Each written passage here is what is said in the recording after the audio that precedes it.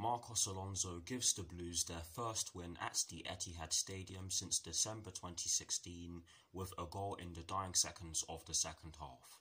Watch until the end of this review to hear all of my thoughts on yesterday's match.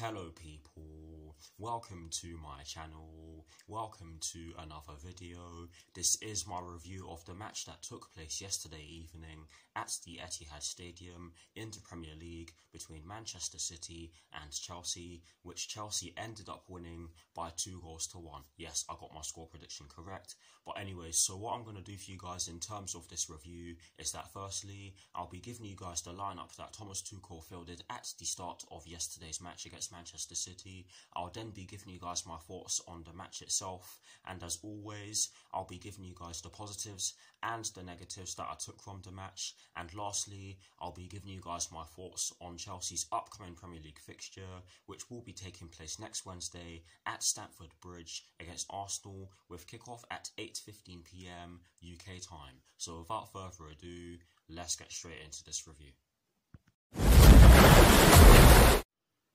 So kicking things off with the lineup that Thomas Tuchel fielded at the start of yesterday's match against Manchester City, and as always, starting off with the formation he chose. Yes, it was a 3-4-3/3-4-2-1, and in terms of the personnel he chose, he decided to change it up a bit because, of course, yesterday's game came off the back of a high-intensity game against the best club on the planet, or the biggest club on the planet in Real Madrid.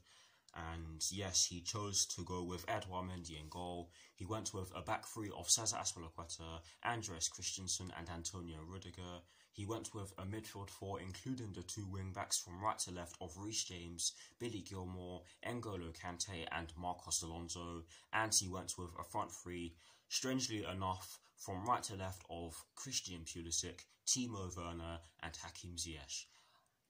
So that is the lineup that Thomas Tuchel fielded at the start of yesterday's match against Manchester City. Now for my thoughts on the match itself, and as always, starting off with the first half. Just before I get into my thoughts on the first half, I'm just going to say that I apologise for not being able to produce a reaction video.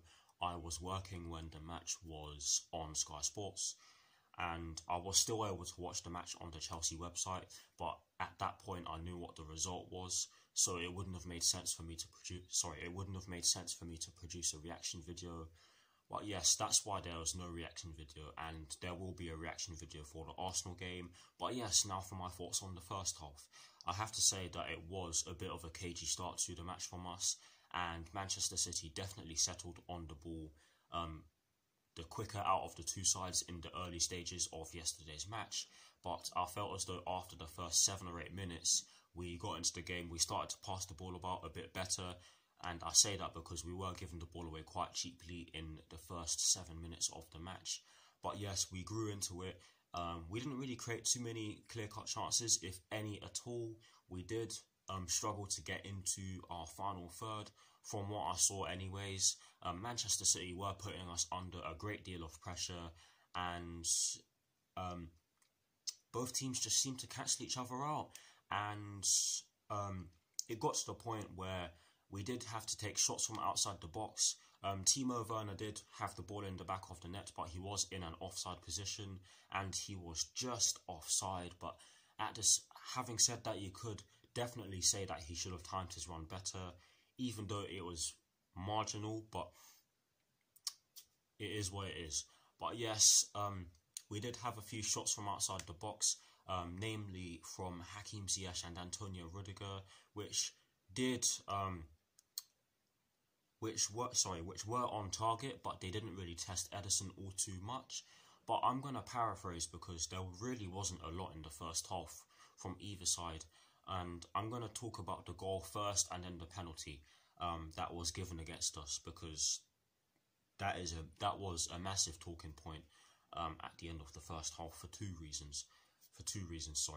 But yes, the goal. Oh God. Oh my God. Oh Jesus. Terrible defending. The ball goes over the top, and Gabriel Jesus gets it off of Andreas Christensen, who does try to tackle Gabriel Jesus, and he does something to his hamstring in the process and ends up having to go off. And fingers crossed he recovers soon. I think that will be the end of the season, to be honest, but fingers crossed he recovers in time. I don't know what the injury is. I don't know if he pulled it or if he's torn it. I'll have to check after I publish this review. But yes, he went down. Gabriel Jesus passed it off to Sergio Aguero in the box, and his touch was poor. But thankfully for them, anyways. Oh God. Thankfully for them, Raheem Sterling was able to tap the ball into the net to give Manchester City a 1-goal lead. And I have to say that really should have not happened. We left a massive gap in our defensive third, and they exploited it brilliantly, it has to be said. And that's all I'm going to say on that. Moving on to the penalty that we conceded. It was Billy Gilmour who conceded it. Who did he bring down? Was it Gabriel Jesus or was it Raheem Sterling?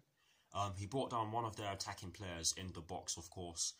And I have to say that this is slightly harsh on Billy Gilmour, because if you look at it carefully, the attacking player for Manchester City, who I think it was Gabriel Jesus actually, he looks as though he was running away from the ball, and it's a funny one, because for me there was minimal contact, and I know I'm a Chelsea fan, but honestly guys, for this point in which I'm making, my Chelsea hat is off, because there was minimal contact, and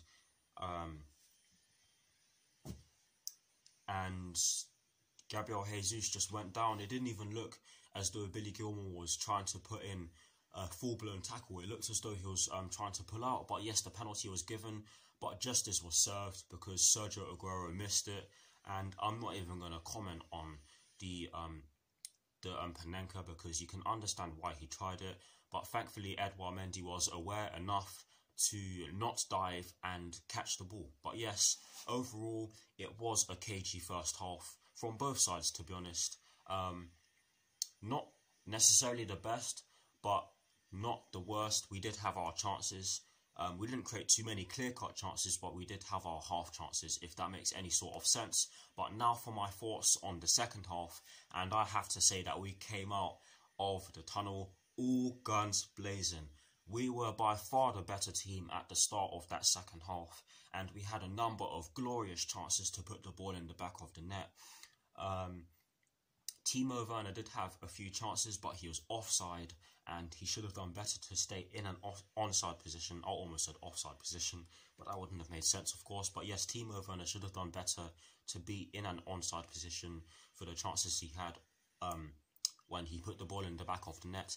Hakim Ziyech did have some chances, namely some shots from outside the box. Reece James did have a few chances to put the ball into the back of... No, not into the back of the net, into the box from the right wing-back position when he advanced, of course. Yeah, we had chances in the second half, and we were winning the ball back quite easily in the second half, I must admit. Defensively, we got better. We restricted the amount of chances in which Manchester City could create, which was great to see, because in the first half, it did look as though they were able to get in behind us fairly easily. But yes, we brought on some changes. Obviously, Kurt Zouma had to come on for Andreas Christensen because of the injury in which he sustained at the end of the first half in the build-up to the goal we conceded. But yes, he was the first change. Callum Hudson-Odoi ended up coming on for